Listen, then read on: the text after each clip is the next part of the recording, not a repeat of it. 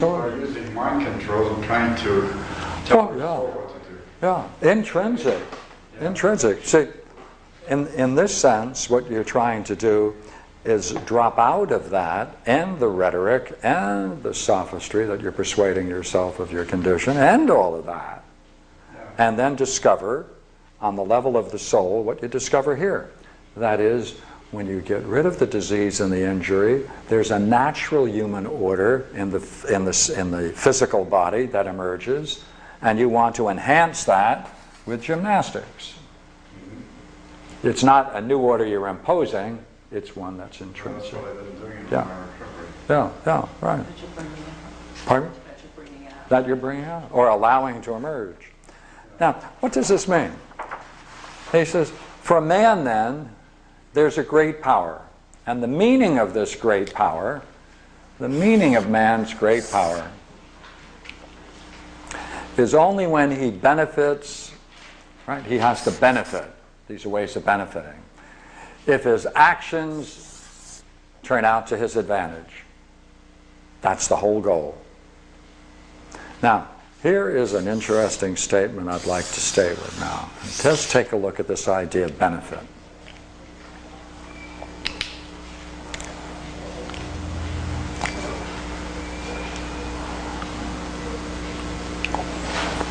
He said, this is the central problem of man.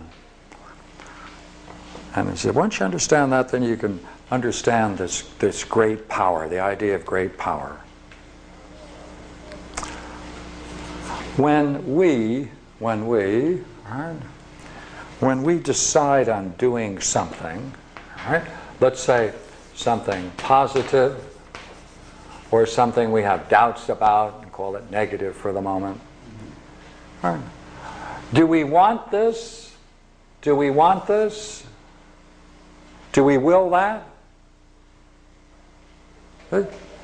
For he wills not that which he does. We don't will this.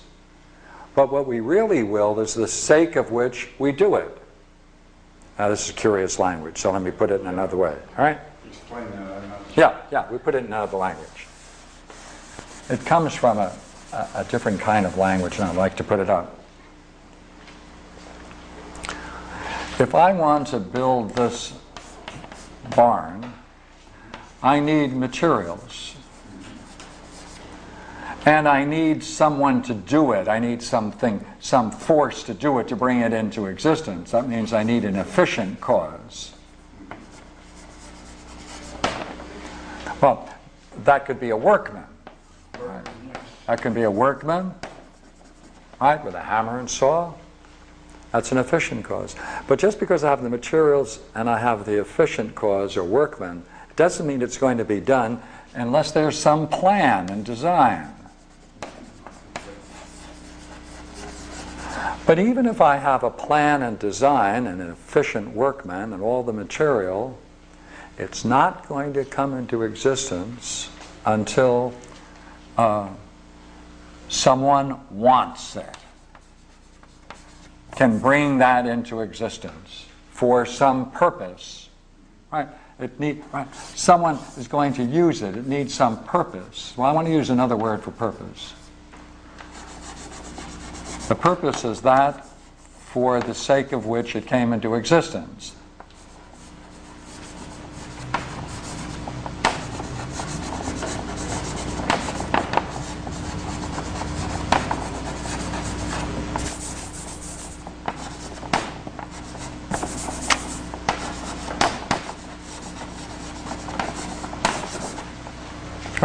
Notice the language.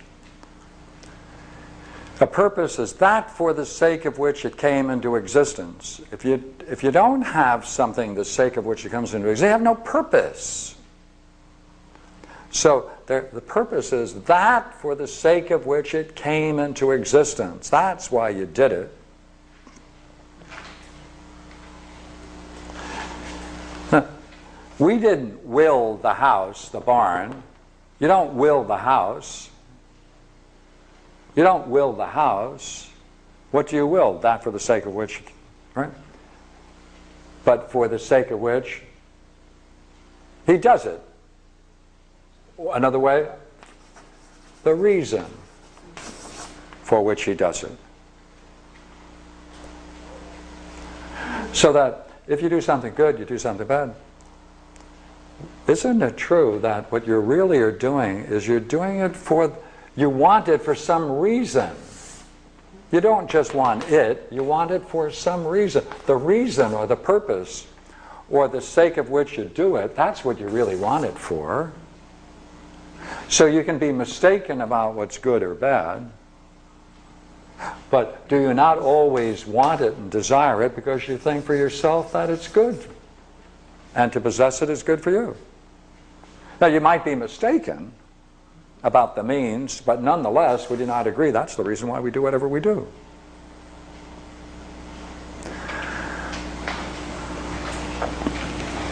Then that means that there is a great power in man if he benefits, that is, if he can really bring into existence the good that he desires.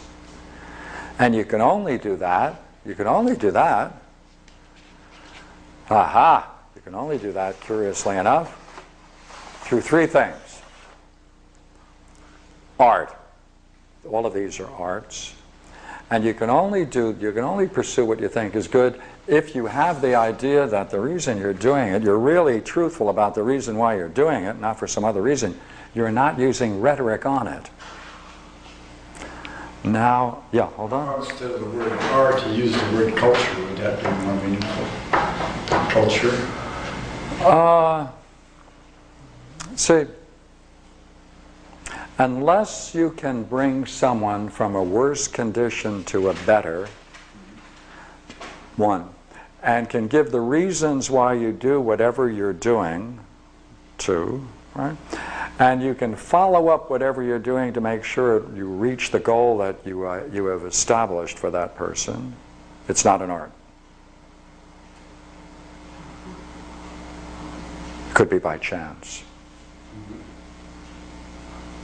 So, benefit is essential.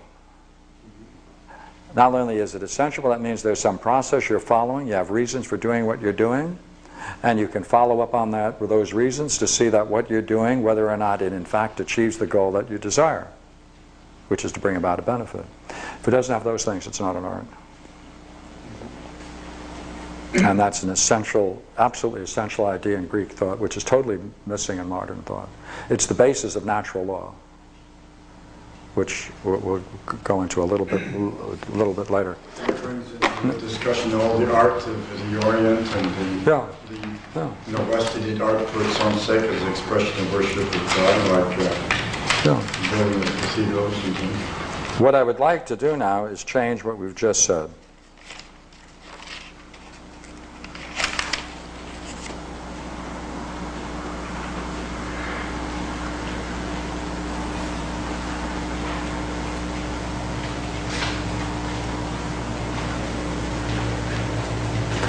He's going to call this legislation.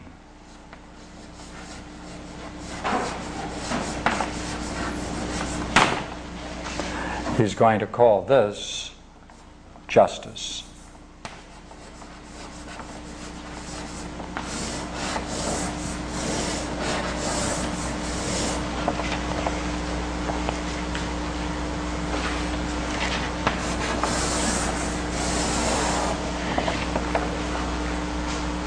And that's why it doesn't make any sense to us. Legislation is the dialectic? Is that what you're saying? He's saying that the particular art that's required is legislation. The particular art that mirrors medicine is justice. And would you not agree, I've thrown you now into confusion, because it made sense before.